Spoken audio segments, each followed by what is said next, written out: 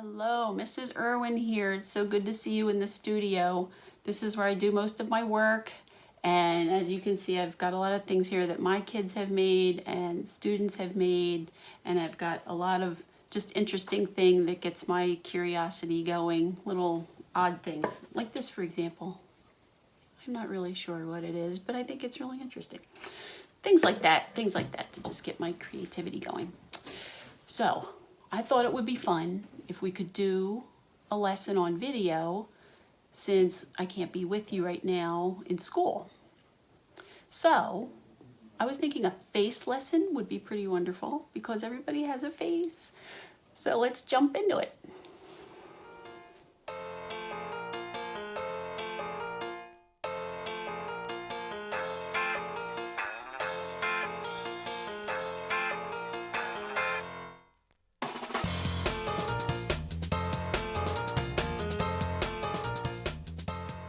First thing you're going to want to do, you're going to want to grab some paper, and I think for projects like this, and it's probably readily available at your house, copier paper works great. You're going to need an eraser to erase some of the guidelines later, and you're going to need a pencil, just a regular old pencil, okay? So when I'm doing the steps, I'm going to do it on a whiteboard because I think it'll be a lot easier for you guys to see what I'm doing, okay? So the first step we're going to do is we're going to draw the shape of the head, okay?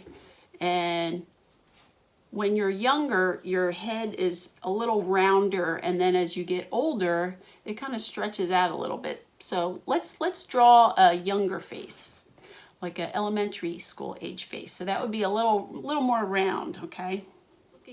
Basically, it's like an oval stretched out a little bit.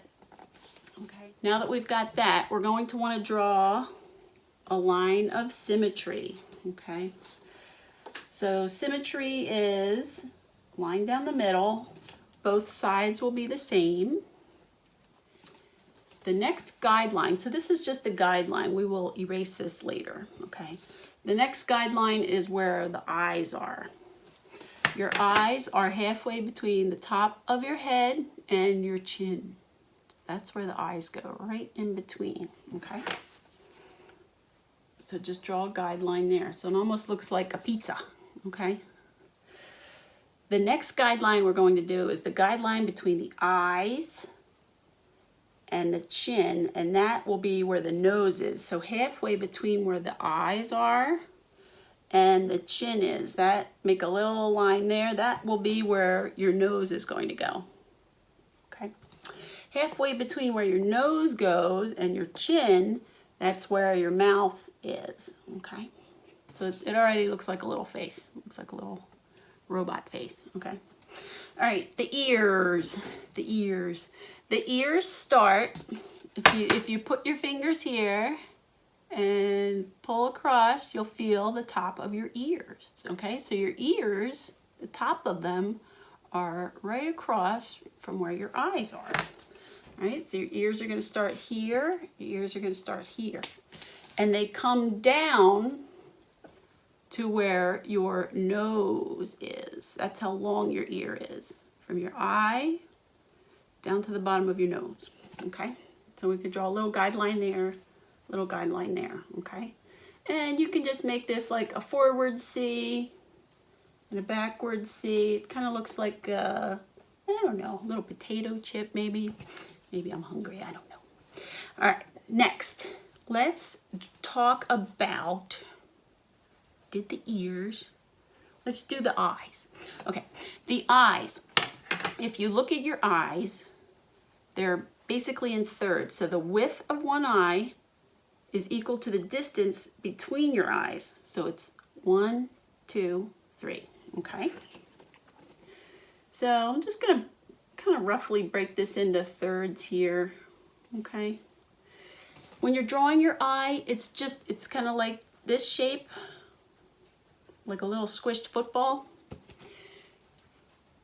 okay? Or it's also like a rainbow. So let's just do the tops, okay?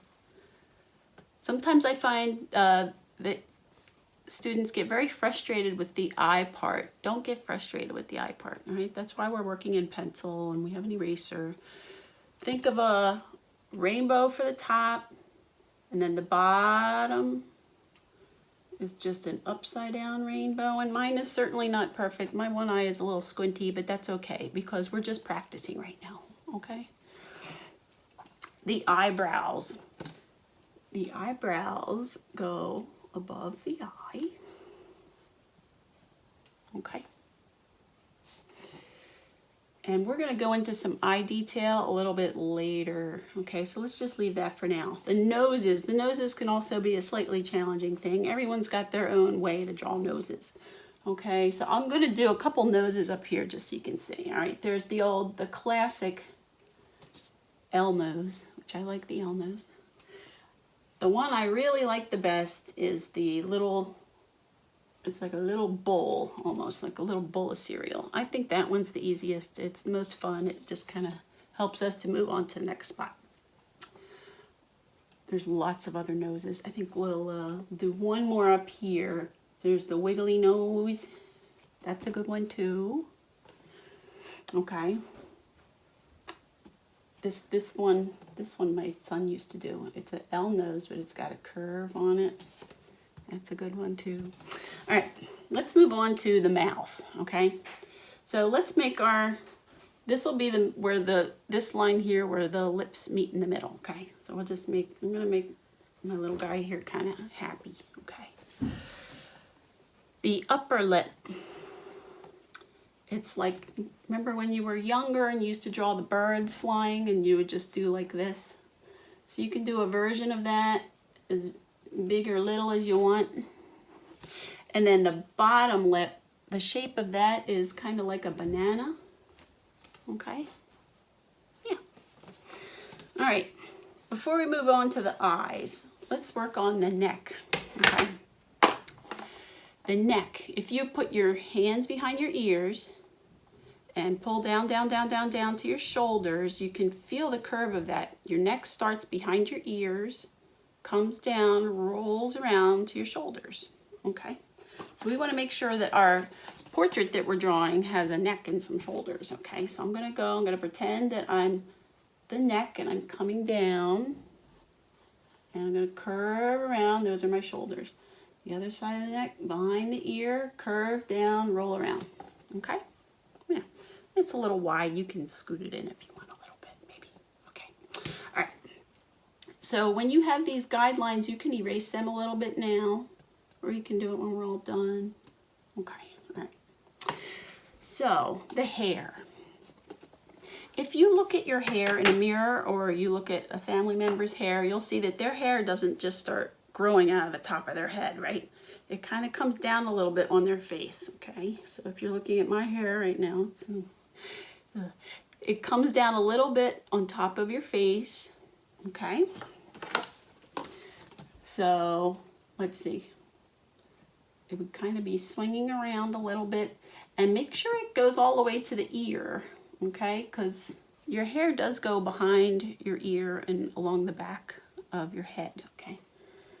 And I want to fluff that, make it a little fluffy, okay? Because your hair is a little bit fluffy, okay? It would be raised up a little bit above your head.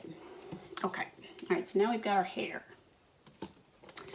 With the eyes, I'm going to erase my guideline that I put in the middle of the eyes. You're going to do, if you look at your eye, you'll see the color part is kind of tucked behind your upper lid and your bottom lid a little bit, okay? So you're going to do a frontward C and a backward C. So you see how you can't see the entire round part of the color? That's what you want to do. You want to tuck it under the lid on top and under the lid on the bottom, okay? And don't forget the pupil, right? All right. The smaller you make the pupil, the more excited or scared your person will look. So you want to make the pupil nice and big, unless you want to draw your person's, like if it were Halloween or something and they were scared, then you could make it small. So play around with that. It's actually kind of fun to see all the different expressions you can make. as far as a highlight, the more detail you can get into your eyes, the more life your drawing will have. The light source in most cases is always coming from above. So that is where that little white highlight will be. Okay, so if you went to a mirror right now and looked at it, you would see what I mean. If you got really close to your eye, you'd see that the light from the ceiling is shining on the top part of my eye. That's the way it works. All right, so what kind of outfit is your person wearing, okay? I'm wearing kind of like a cowl neck thing today. So I'm just gonna put a little round collar there, and maybe I wanna pretend it's fancy, okay? All right, so do some kind of a collar there. You're wearing a V-neck, you're wearing a turtleneck. Play around with that. If you wanted to, if you were a girl, you wanted to add earrings, things like that. All those details make your drawing. In this little bit of the video, I'm going to show you how to make your portrait look more like a boy, more masculine, okay? So I'm just gonna pop in some eyes here really quick. Okay, woo. See, there's that little pupil I was talking about. Let's make it bigger. All right, so for the most part, boys have, especially men as they get older, they have bushier eyebrows than girls. Okay. They just have thicker eyebrows, okay? So already he's looking like a little boy. With the mouth, you want to do less detail for the boy mouth, okay? So maybe something simple, just a simple little shadow of that bottom lip, and that's good. You're good to go, okay? So this would be the boy. All right, in this part of the video, we're going to talk a little bit about what we can do to make our portrait of a girl look more feminine, more like a girl, okay? So girls, for the most part, have finer eyebrows, okay? So by finer, I mean it's a little thinner, okay? So a little thinner. With the girls, and to give depth to your picture, this would be for the boy version too, if you were drawing a boy.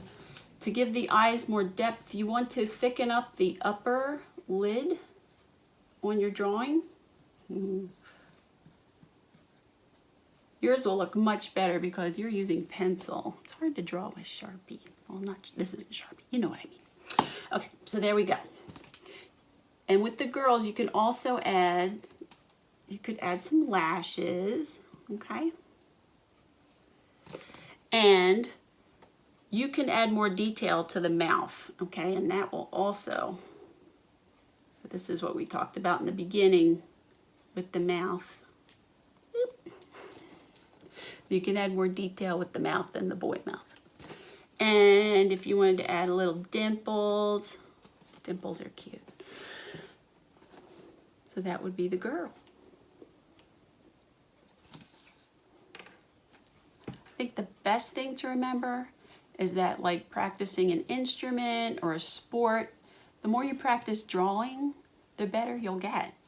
I've been sketching and drawing since I was 5. That's the earliest I can remember, so maybe it was even before then, I don't know.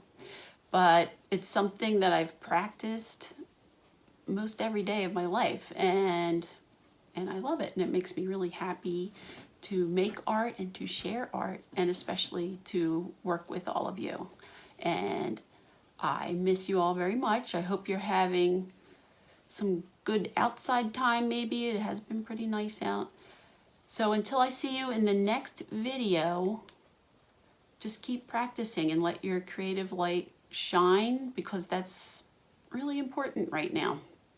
Thanks for dropping by, and I look forward to seeing you in the studio next time.